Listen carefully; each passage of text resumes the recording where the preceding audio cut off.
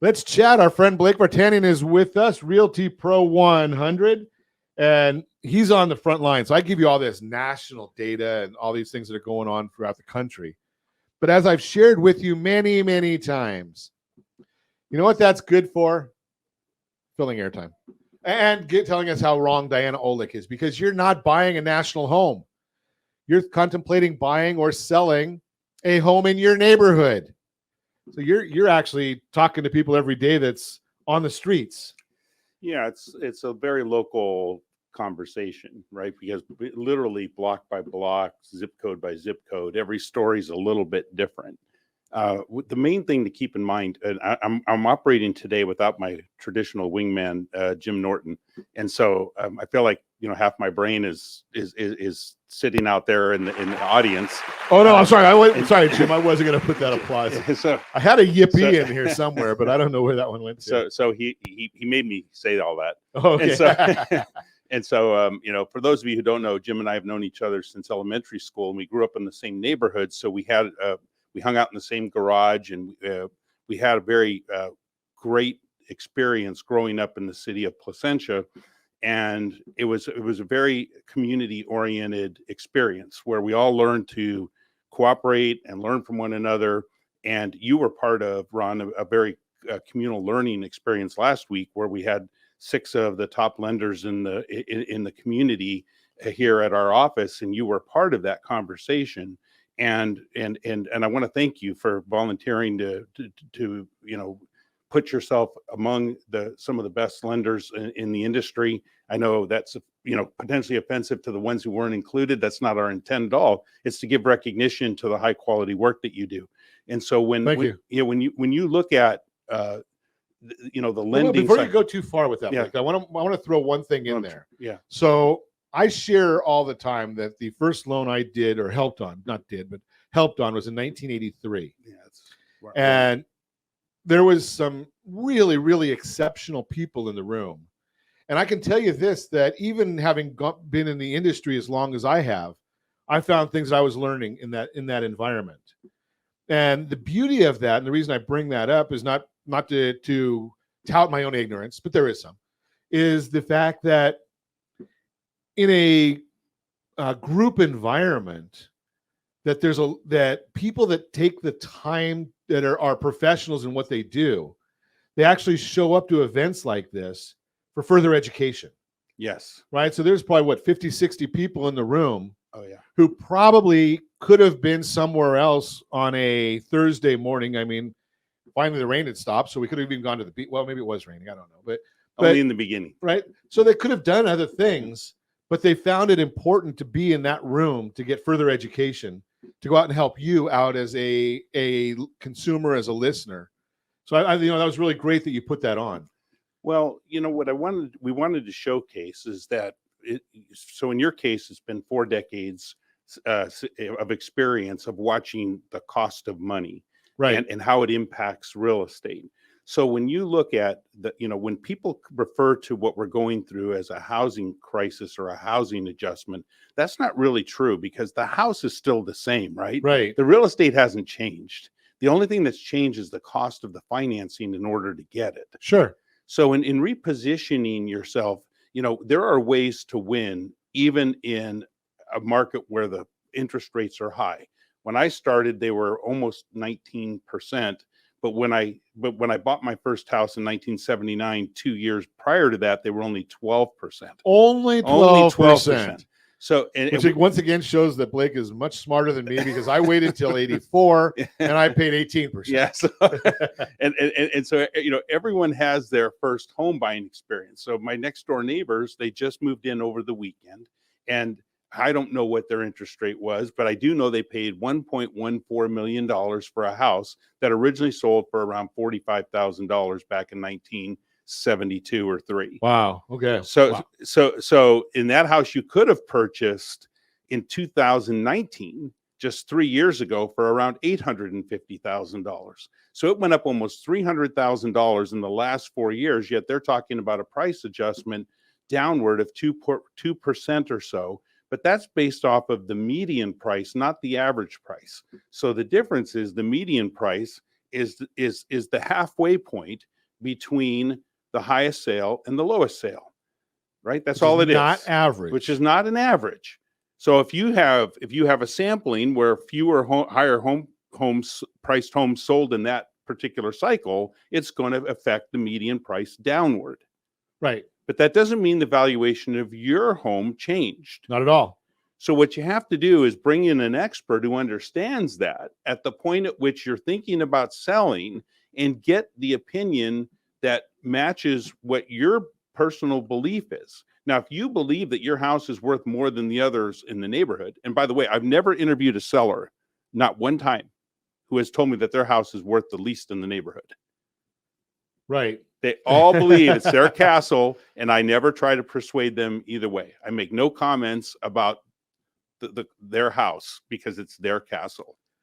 When we come back, Blake, I want to chat with you a little bit about one thing that might push back, because I think that we'll chat about it, because you don't necessarily want the opinion that matches yours. And I'm sure this is not what you were saying. No, is you want the opinion that that's in an area where you're at, right? I mean, you're not trying to validate your own opinion. You want somebody that is going to tell you the truth. Tell you the truth. Exactly. I knew that's what you meant. Yeah. I just want to make sure that absolutely. You're not looking to, because I can go out and find anybody to tell me exactly what I want to hear, right? They want to be on the radio, so they'll tell me what I want to hear, and then they come on radio and they don't know what the hell they're talking about. But we're going to talk about that when we come back. So here's what we're in for. And yes, I do have a crystal ball, and frequently it's right, almost always. I just throw that out there. So if you remember January of 2022, okay, real estate prices were skyrocketing. There was no inventory around. Did you hear what I just said about inventory in the mortgage minutes? It's very, very low right now. There was no inventory. Interest rates were low. You made an offer on a house, and so did 30 of your closest friends. And 29 people or 30 people, because it's you plus 30 others, that's what I just said. 30 people lost. They didn't get that property. So they went to the next one. And 30 people made an offer, 29 lost. So those 29 went to another one. And I'm not going to go through all of them, because at the end, there were about 20 people that never, ever got a house, but they didn't get frustrated. Now, right now, we're sitting at a point where there's very, very little inventory like there was then. Interest rates are higher, so there's not quite as many buyers, although I did hear about some properties last week where there were a lot of offers on the same property again. You can actually use rsrbuydown.com to get interest rates that are close to where they were a year ago. And maybe you can win the listing. Now, what happens when all the rates come down for everybody in June and July? Well, you're going to get back to where you were. You've got no inventory, lots of bidding, and you're going to lose again. So why do you want to wait for that? Call us, 800-306-1990. I'll put you in touch with great real estate professionals after you get pre-underwritten, so you know exactly what you can afford. That's just the thought.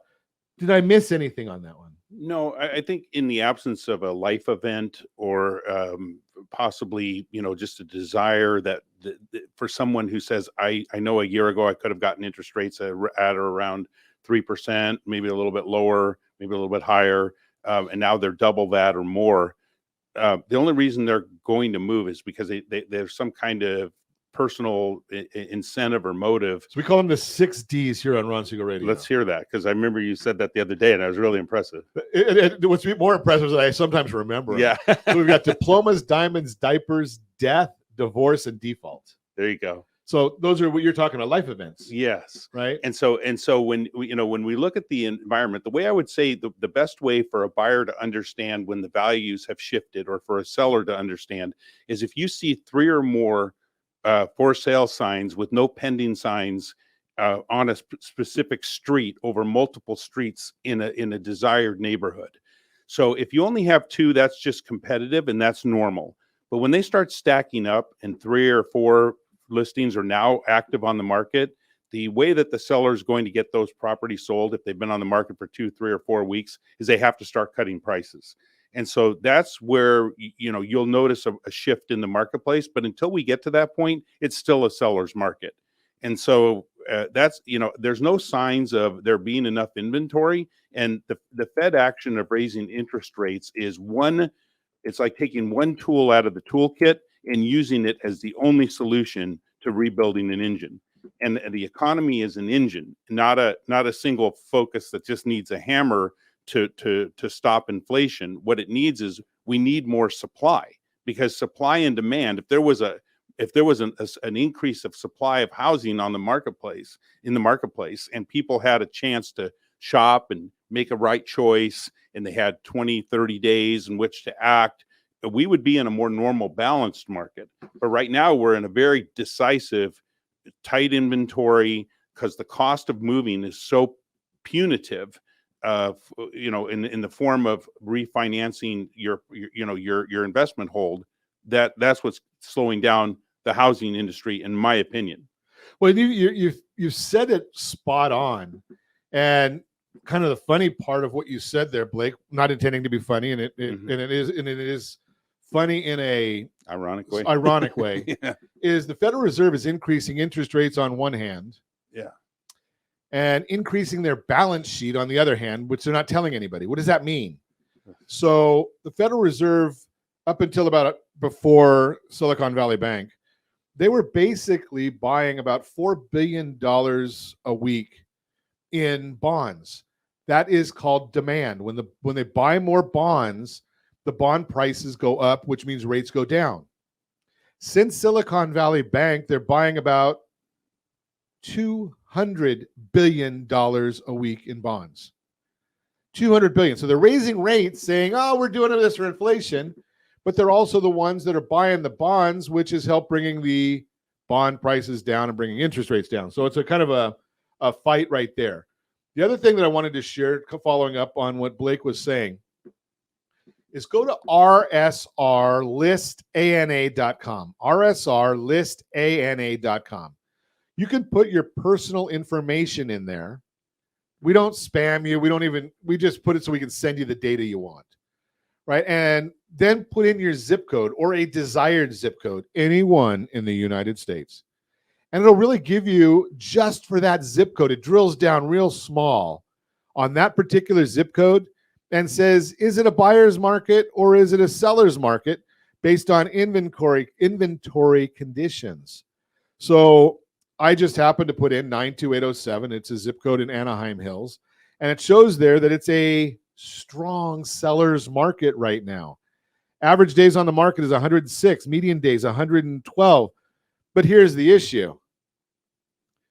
I don't know if you want to even guess on this one, Blake, but I'm not gonna hold you to it, because I'll give you the answer in just a second. But whoops, how many homes are on the market in that zip code? Single family residence. And which zip code? 92807. I'm gonna say 35. You were exactly wrong. Double. Was I double? 17 homes. So wow, when you look at it and say, low. Wow, average days on the market is 106, but there's 17 homes available, which is basically saying, well, there's probably 17 people that don't want to sell their house, right? I mean, yeah, because with that kind of minimal inventory, if there was a legitimate amount of inventory, they'd be selling quicker, right? I mean, absolutely. You look at 92808, so you look at all of Anaheim Hills, there's 15 homes there. Right, so there's no inventory, single-family homes, nothing to buy.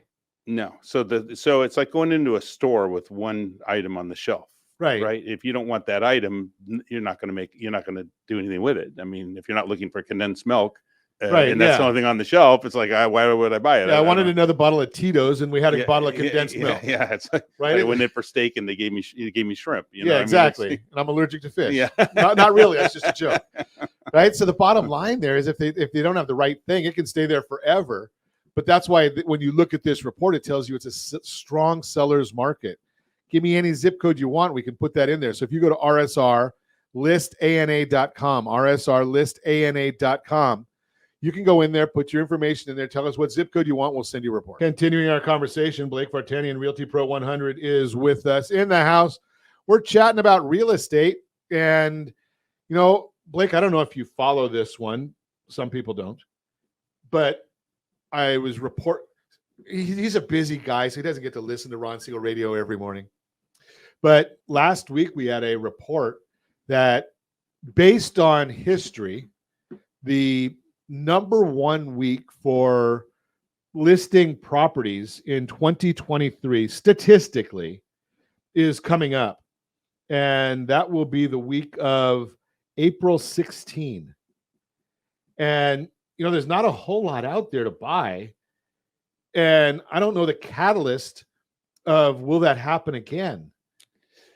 What are you saying? You're talking, people don't list their house the same day that they okay, I think I woke up this morning and I'm going to list my house today. They've been thinking about that, talking to people. You're probably hearing about that more than I would. Yeah, so there's a couple of factors there. One is most people are waiting till after tax season, and then and planning for the school year move.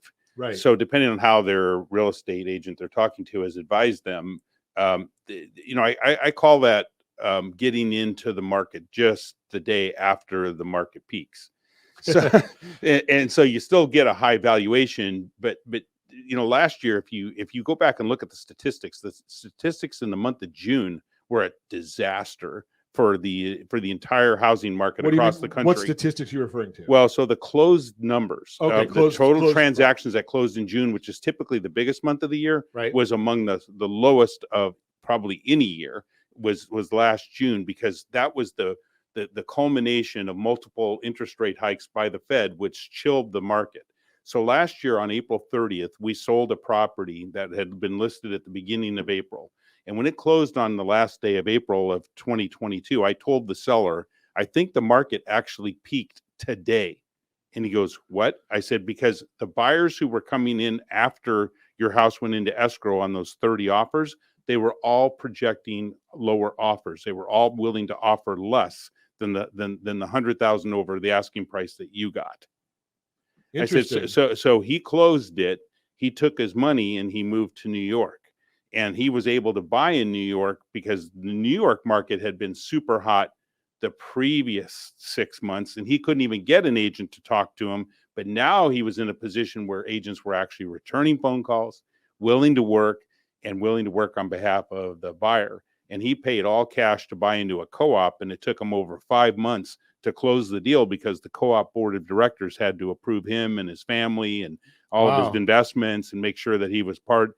So he said to me, you and your company sold my house for all cash, and you did it in 3 weeks' time from the time we listed it to the time we closed it, and you got me 100 and I think it was 32,000 over somewhere in there, about 130,000 more than the ask price, and we bid it way up past what his settlement point would have been.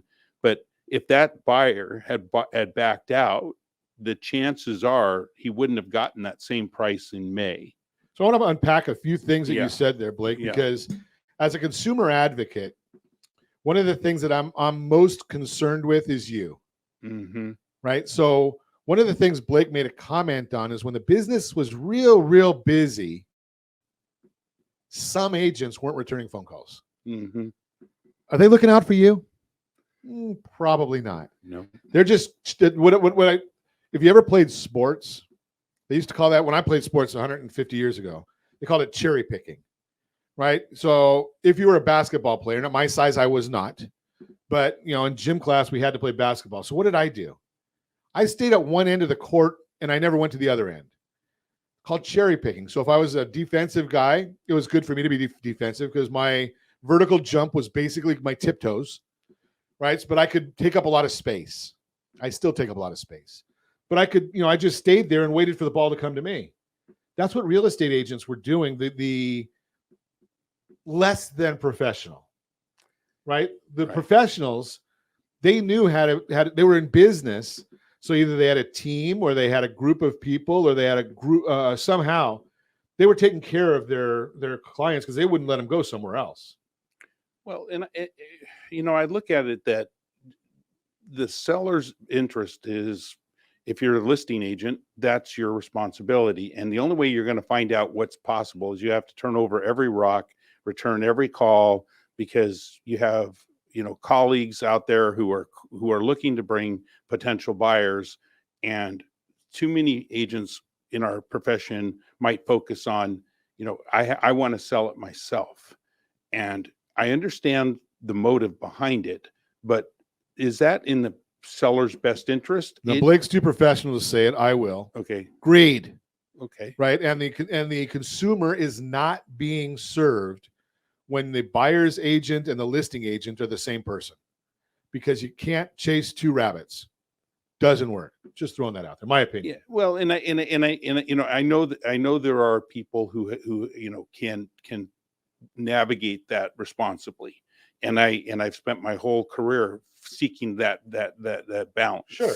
And if I feel like there's an issue, I'll ask a colleague to maybe represent the interest of the other party, just because it's getting too contentious. But you're talking on a individual basis, right? Yes. When I'm talking about this, I'm talking in a general basis. Because there might be a small group that can do both sides. Mm-hmm. And I'll be honest with you, I've not managed both sides, but I've consulted on both sides, right? Because I knew that there was a deal that was being put together, and I was just kind of facilitating, not acting as a broker for anybody, but saying, hey, something, this is what blah blah blah, and let's just take it to a professional. I still say take it to a professional and let them do the contract.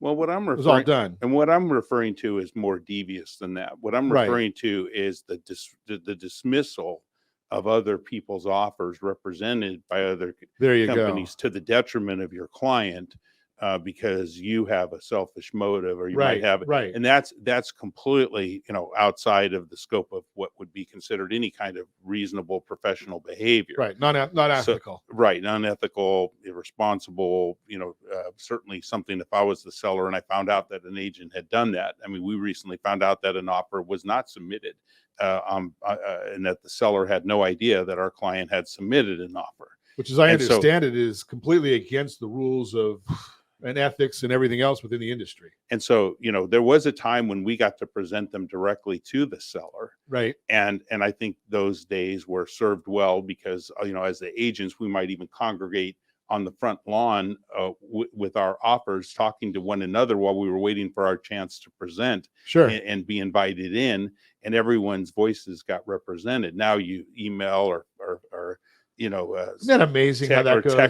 Text an offer to an agent, and if you're lucky, you find out the status of it 2 or 3 days later.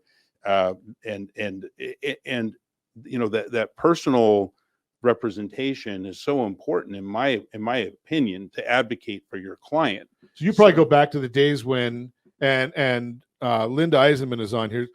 Linda, Blake will send you a check afterwards for this. She says Blake's a real pro. His knowledge and experience shines through. I've known him professionally for decades. Linda, I love you. That's so amazing. Truly. I mean, to have that kind of testimonial from you, I had the greatest respect for Linda from the early days of our career, at least my career. She welcomed me into the community of real estate professionals back in the well, I won't say when, and out of respect for Linda, but it was and it was so wonderful to see the community of high-minded people, right, who wanted their legacy to be carried on by the next generation. So that's part of what our mission is to educate the agents about the way that we can be as a representative community, so that the consumer knows the true value of what we do and how we do it. Because nothing hurts me more than to read a blog about how someone's just lashing out at a real estate professional who wasn't being a professional. Real estate individual. Let's leave it at that. Yeah. So you probably go back to the days, Blake, and I read about this in a history book, where basically the offer was the agents wrote up a contract, mm-hmm. and the buyer's agent and client and the seller's agent and client sat around a table somewhere. It was before Starbucks, so it wasn't at Starbucks, and they came together on a deal. And sometimes the parties were together, and sometimes they might be waiting in the car right outside. If you were in a multiple offer situation and you wanted your client to be the one who got it, you might stage them out in the front of the house, sitting in the car, waiting for you to come out with the counter offer to sign, so you could run right back into the seller and say, "Look, I got it signed," because we didn't have technology then to do it. So it was very, very strategic in how you positioned yourself to be in a winning position for your clients' goals and objectives. And I think the bottom line, I think the theme of our show today basically is professionalism. Mm-hmm. There's you're dealing with a huge investment. Your home, and I use the correlation all the time. Your home to your finances is like your heart is to your body. If you need heart surgery, you don't want to go and find a part-time cut rate heart surgeon. If you're looking to buy, sell, or borrow on real estate, I'm going to suggest you probably don't want to go to a part-time cut rate professional in that arena either. So get that great advice, get somebody that's got the experience. And as I've shared before, Blake, great resource for finding those people. Linda Eisenman, who's a frequent guest on our program. We love having her on here and sharing her experience, as well as many others. But give us a call, because I know who they are in your neighborhood as well. And that's one of our key focus right here on Ron Siegel Radio, is advocating for you.